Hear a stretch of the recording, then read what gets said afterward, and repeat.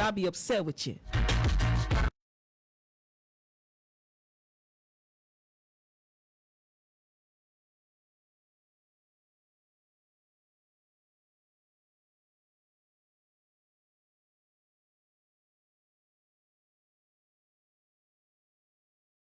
New boy that you have adopted. What's up? You find some girl will tell you say they love her boy or what? What be this? Hey, see that one? What is the motivation?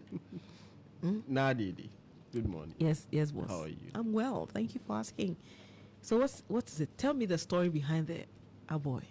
Okay, so growing up, one of the things that I was made to believe is that when you put a boy in your head, you're a bad boy.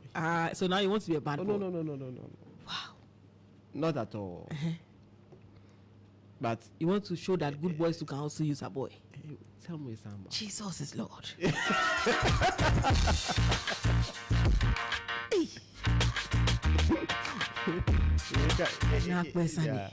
When you see a Rastafarian, you can easily confuse. So you are the one who wants to change the narrative that you shouldn't be judging people by their appearance. It was not easy putting this thing there. So it's one of your New Year resolutions. For more than an hour. I was sitting there, Charlie, how would they look like? You know? Oh, senior man, feel free. Get it. No. Anyway, I hope you had a good weekend. Charlie, the weekend was good. Depending on which way you look at it. Okay. Yes, on the side of life and everything, it was okay. It is what it is. And the other things that we need, but it will come. Yeah. But aside that, the Emirates guys disappointed me. Yeah, my Arsenal. They, from a 2-goal lead, and then before you realize you are conceding 2 goals, so it was a 2-2 draw. And phobia, our own phobia. That one, you and I, are phobians. So that one too was goalless, 0-0. So this weekend, well, we didn't lose, but we didn't also win. Our utmost expectation was to win. But it didn't happen. But our enemies, some of them are also struggling. So you just use that one to neutralize everything. Yeah. Today something will happen somewhere, and we'll know that it will possibly it will make the whole thing. Yeah. Those who call themselves the Blues.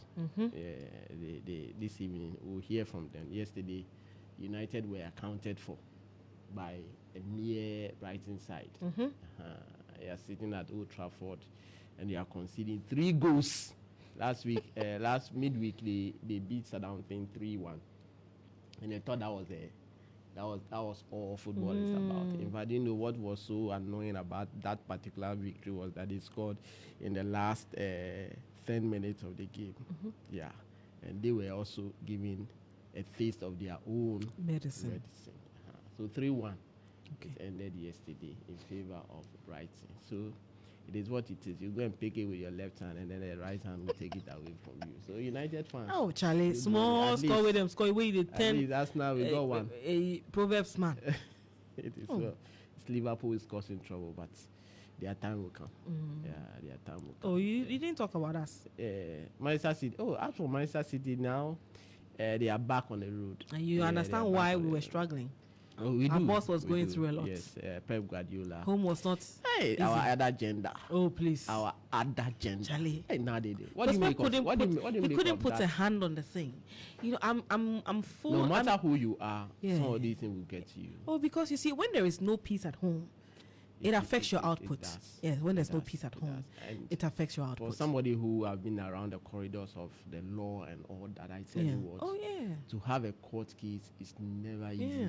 Look at this recent case that has been widely publicized about a woman and a child, where there's a court order restraining her from traveling, leaving the country with a child. You never have your mind with you. Custody issues. You never have your mind with you. So it's not easy. Pep Guardiola is indeed going through a whole lot of things, and sometimes, well, it is what it is. We pray that he gains strength and is able to gather himself. Our heart goes out to him. Yes. As soon as I've seen a lot of social media comments, and our other gender, they are defending that spiritedly. Defending power. It is what it is.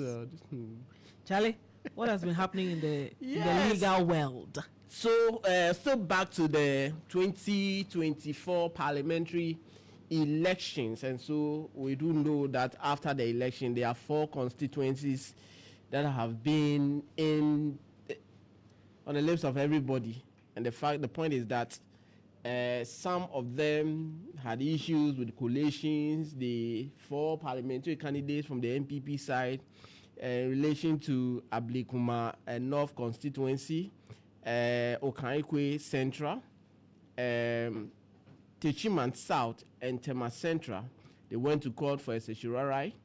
Mandemos, I beg your pardon, the court granted it. The NDC side were not happy. The interested parties were not happy, went to the Supreme Court. The Supreme Court agreed that, yes, they were not given the opportunity to be heard.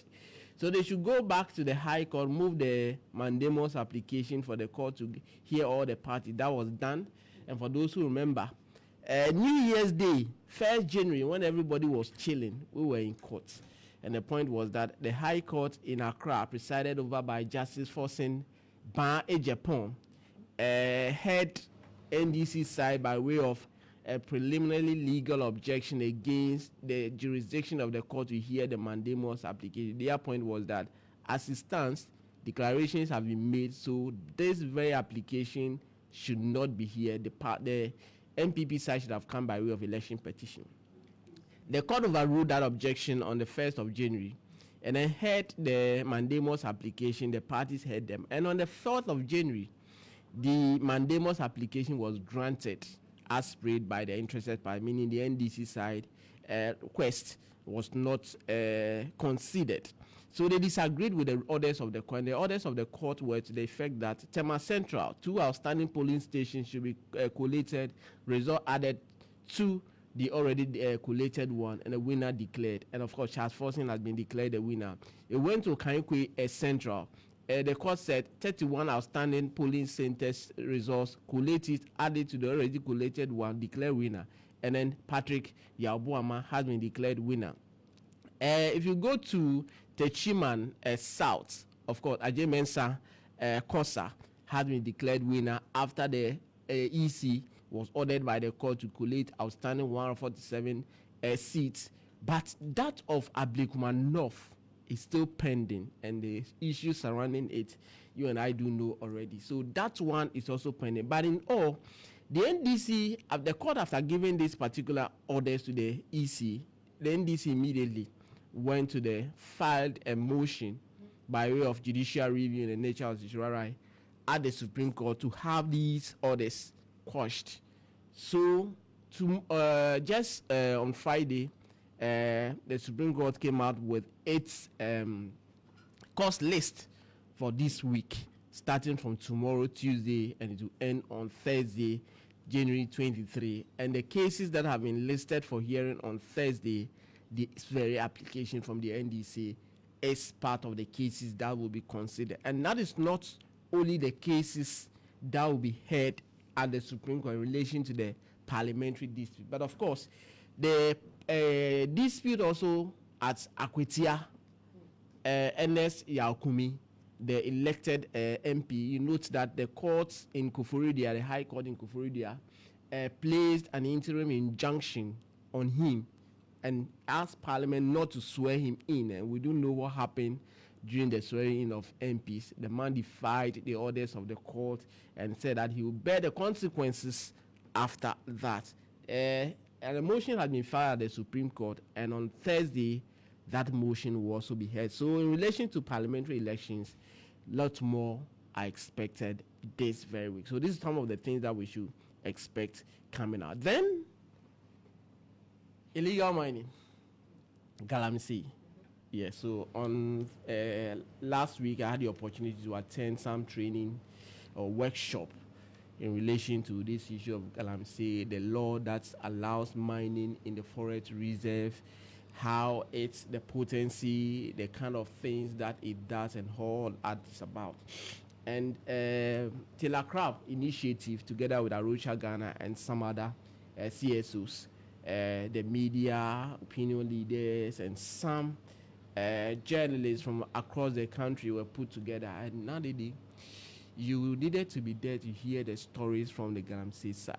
And I am a typical victim of that. Yeah, I have to share the story of how the poor farmers in my village have to, the challenges they ought to go through. The challenges they go through consistently because of the illegal mining menace. Absolutely. Sometimes you get to the farm and you're already tired. Because you have to traverse muddy areas. The death trap that you have to go through before getting to the farm. So you note that by the time you get to the farm, you're already tired. By the time you recover to do some work, it's already late. You have to come back. And the hassle, the stress to come back again is also another. So you end up not doing much. So all these things came to the fore. But the issue about this whole matter is how to get the LI, that legislative instrument, revoked, which grant license for people to be allowed to mine the forest reserve and all that. So the organizers of this very forum, in fact, particularly Telacrab Initiative, in speaking to Albert Ejapon, who is the managing associate of Telacrab, and let's hear what he has to say in relation to what this very workshop is all about and the way forward.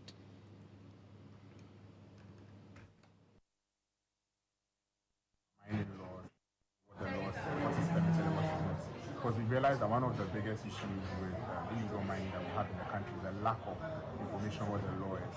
We also get to strategize with them because the number of people who are here are affected by illegal mining on how best we can address it. So in the workshop, we talked about looking at immediate term actions, short-term actions, and then long-term actions. And one of our immediate term actions is to call for the revocation of the LI that wasn't revoked before the last parliament expired. So that's been the purpose and what we've done at this training session. Illegal mining is a problem that we face as a country. After the election, we picked up reports that illegal mining is rampant and it's back. There was a cooling down period just before the election, but it's picked up. And we just want to keep the fire going so that people don't die, we don't lose steam. Because we think, we are no longer hearing about illegal mining in the news. So we want people to continue, and we want the communities that are affected to continue to have a voice and to have a coordinated action in trying to resolve these issues that illegal mining presents from a legal perspective. Community members and civil society organizations said this best themselves. I think in the short term, their goal is to get government to repeal the LI and get government to put a pause on all forms of mining in water bodies and forests. So in the short term, that's what they are looking to do, and that's what we are hoping. So we're also hoping that the attendees of the training leave better trained and better impacted and with more knowledge about our laws when it comes to illegal mining, so that they can go back to their communities and tell people that this is allowed, this is not allowed. Also, that when they see that something is wrong and something is not as it should be able to speak up and ensure that the right thing is done. So that is Albert Ejapon, managing associate with Telacrab, one of the organizers who put together this training. And when we were going through the training session, they were looking at region by region, the Galamsey areas. And when I saw Western region, the constituency or the municipality in which my village is located, Benso. For those who know Benso oil palm plantation, my village is just next to that particular village. And so when they listed the whole thing, and guess what? The constituency that was featured, Takwan Swayem, it's within the Takwan Swayem municipality. And guess why Mekuduka lost that particular election. And so it featured clearly, and you understand why those areas, those who are in those areas really, really were not happy with the situation. But of course, what exactly is the fate of this airline that we are talking about here? Let's hear Albert Ejapon again on that.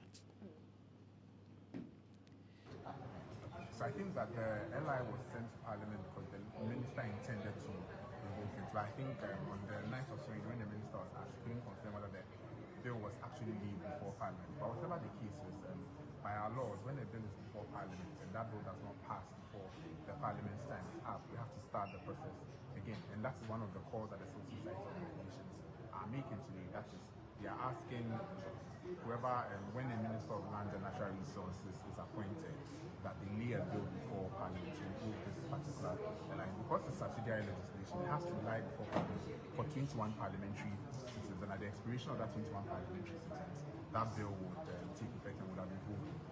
So in terms of status, right now as it stands, the law still forms part of our laws effective and it can be relied on, even though the outgone Minister of Lands and Natural Resources signaled an intent not to use the law. Until it's revoked of our statute, it's still available and it can be used. All right, thank you.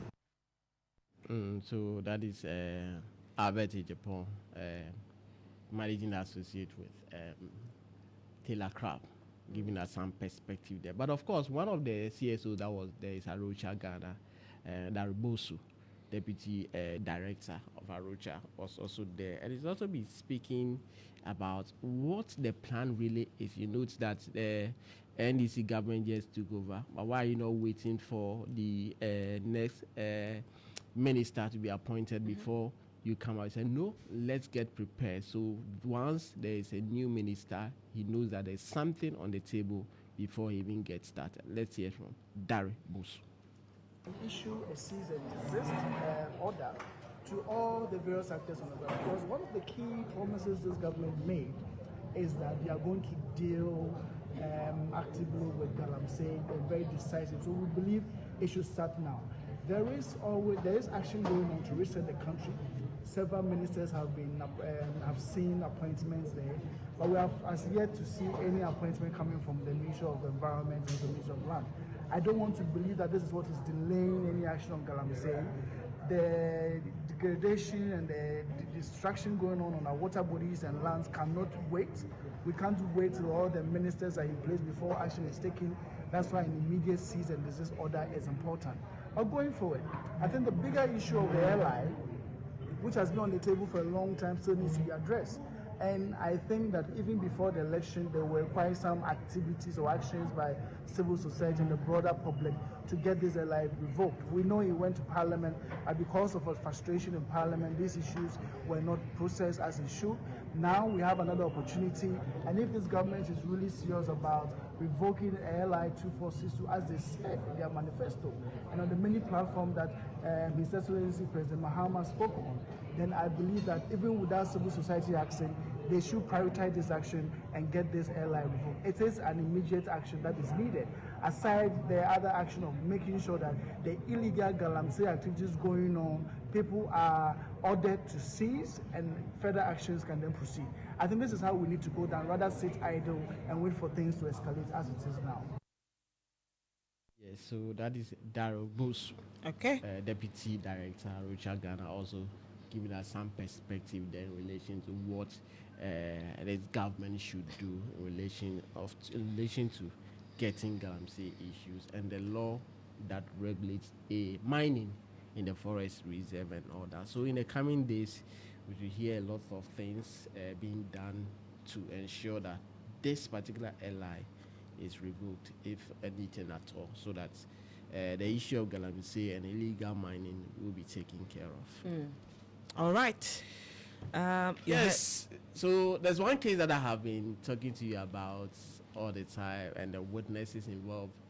It's very huge bench bank case involving Mr. Michael Nyineku, the founder of the defunct bank. Beige Bank, yes. Yes. He's still in court before Justice Ifia Sewa Saribuchi, the Justice of the Court of Appeal, presiding over this case as an additional High Court judge. Prosecution have closed their case, and the accused person has also been called upon to open his defense, and he's calling witnesses. Initially, they indicated that he's calling 61 witnesses, and that has been a very long list of witnesses that he intends to call. Just when this year began, the first 4 have come, and on Wednesday, witness number 26, 27, and 28 all came to court to testify. And the beauty of these witnesses was that they didn't keep long in the witness box. They straight to the point, tendered some document, and then cross-examined and then discharged. So today, before the court, we expect to have witness number 29, and this witness is not somebody who will come physically to the courtroom. He's out of the country, so arrangement has been made for his testimony, or for the testimony of the witness to be taken via video link. So that's one of the cases that we expect happening. But out of the 61, he's reduced the number to 41. So he's cut off about 20 of the witnesses. And so once this witness testify, we'll be left with about 12 more to go. So that is what is expected to happen in relation to this very case involving Mike Edineko, and some more cases that we'll chance upon today in relation to things that are happening at the corridors of the court.